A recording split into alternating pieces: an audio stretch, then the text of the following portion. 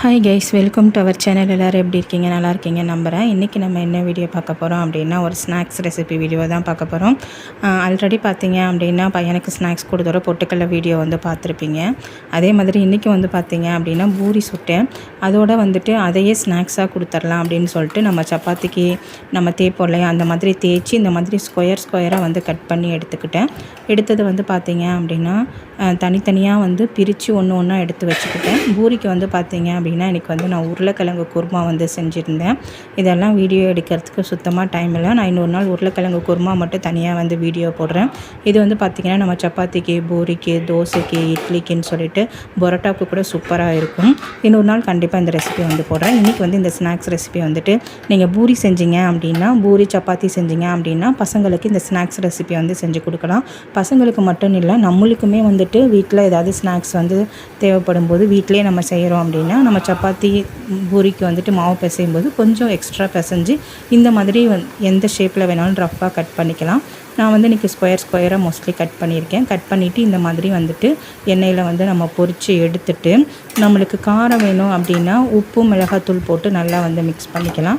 இல்லை நம்மளுக்கு ஸ்வீட் வேணும் அப்படின்னு பார்த்திங்கன்னா நம்மளுக்கு சக்கரை பாகு இல்லாட்டி வெள்ளைப்பாகு காய்ச்சி இந்த மாதிரி நம்ம பொரித்து எடுத்துருக்கோம் இல்லையா, இது வந்து நல்லா ஒரு கோல்டன் ப்ரௌன் கலர் வரணும். அந்த அளவுக்கு வந்துட்டு நம்ம வந்து நல்லா இதை வந்து பொரித்து எடுத்துட்டு, அதுக்கப்புறமேட்டு தனியாக வந்து நம்ம சக்கரை பாகு வெள்ளைப்பாகு காய்ச்சி இந்த பொரித்து எடுத்த இந்த இதை வந்துட்டு நம்ம அப்படியே அதில் போட்டோம் அப்படின்னா போட்டுட்டு அதை வந்து ஒரு நல்லா வந்து மிக்ஸ் பண்ணி விட்டுட்டு ஸ்டவ் ஆஃப் பண்ணிட்டோம்னா நல்லா ஒரு கோட்டிங் கொடுத்து சூப்பராக வந்து ரெடி ஆகிடும். இது வந்து பார்த்திங்க அப்படின்னா நாங்கள் கத்திரிப்பு மிட்டாய் அப்படின்னு வந்துட்டு சொல்லுவோம், நம்ம ஸ்வீட் போட்டு செய்கிறதுனால. அதிலே வந்து காரம் வந்து பார்த்திங்க அப்படின்னா நம்ம உப்பு மிளகாத்தூள் மட்டும் போட்டுட்டோம் அப்படின்னா நல்லாயிருக்கும். 3 நாளாக வந்து பார்த்திங்க அப்படின்னா கண்டினியூஸாக பையனுக்கு ஸ்வீட்டு தான் வந்து கொடுத்துருக்கேன். அந்த பொட்டுக்கடலை உருண்டை செஞ்சேன் இல்லையா, அதை வந்து 2 டேஸ் கொடுத்து விட்டேன். அதுக்கப்புறம் ஒரு நாள் வந்து குழிப்பணியாரம் செஞ்சு கொடுத்து விட்டேன். அதுவுமே ஸ்வீட் தான். அதனால் வந்து பார்த்திங்க அப்படின்னா இன்றைக்கி வந்துட்டு காரம் செஞ்சு கொடுக்கலாம் அப்படின்னு நினச்சேன். இதில் வந்து ஆல்ரெடி நம்ம லைட்டாக உப்பு போட்டிருப்போம், கொஞ்சம் சர்க்கரை போட்டிருப்போம், ஆயில் இருக்குது. அதோடு வந்து பார்த்திங்க அப்படின்னா ஒரு 1/4 டேபிள் ஸ்பூனுக்கும் கம்மியான மிளகாத்தூள், ரொம்ப ரொம்ப ரொம்ப கம்மியான மிளகாத்தூள் வந்து நான் வந்து ஆட் பண்ணுறேன். ஏன்னா பசங்களுக்கு கொடுக்குறோம் இல்லையா, இங்கே பாருங்கள் இந்த அளவுக்கு தான் வந்து ஆட் பண்ணுறேன். ஆட் பண்ணிவிட்டு உப்பு வந்து அதிலே இருக்கிற உப்பு வந்துட்டு போதும் அப்படின்னு நினச்சேன். ஆனால் வந்து பத்தலை. அதனால் பார்த்திங்கன்னா சும்மா ஒரு பிஞ்ச் அளவுக்கு மட்டும் திரும்பவும் லைட்டாக மேலே உப்பை போட்டு நான் வந்து ஒரு கையில் குலுக்கிட்டு இருக்கேன், ஒரு கையில் வீடியோ எடுத்துகிட்டு இருக்கிறதுனால நீங்கள் 2 கையிலையுமே வந்து பார்த்திங்கன்னா நல்லா வந்துட்டு இப்படி குலுக்கி விட்டீங்க அப்படின்னா எல்லா இடத்துலையும் வந்து மிக்ஸ் ஆயிரும். நம்ம சூடாக எடுத்த உடனே அந்த ஆயிலோடு இருக்கும்போதே பார்த்திங்க அப்படின்னா உப்பு மிளகாத்தூள் போட்டு குலுக்க ஆரம்பிச்சிருங்க. லைட்டாக ஆறிடுச்சினாலும் அந்த எண்ணெய் வந்து காஞ்சி போயிடும், அது வந்து எல்லா இதுலேயும் வந்து ஒட்டாது. அதுக்கப்புறம் வந்து ஒரே இடத்துல தேங்கி நிற்கிற மாதிரி இருக்கும். அதனால் நம்ம பொரித்து எடுத்த உடனே உப்பு மிளகாத்தூள் போட்டு இந்த மாதிரி வந்து கொட்டிட்டு நல்லா ஆற வச்சுட்டு, அதுக்கப்புறம் நீங்கள் ஸ்டோர் பண்ணி வைக்கிறீங்கன்னா ஒரு ஏர்டைட்டான கண்டெய்னரில் வந்துட்டு ஸ்டோர் பண்ணி வச்சுக்கிட்டிங்கன்னா ரொம்ப நாளைக்கு வந்துட்டு கெட்டு போகாமல் இருக்கும். நம்ம ஸ்நாக்ஸாகவும் வீட்டில் பெரியவங்களும் சாப்பிட்லாம், நம்ம குழந்தைங்களுக்கும் வந்துட்டு கொடுக்கலாம், நல்லாயிருக்கும்.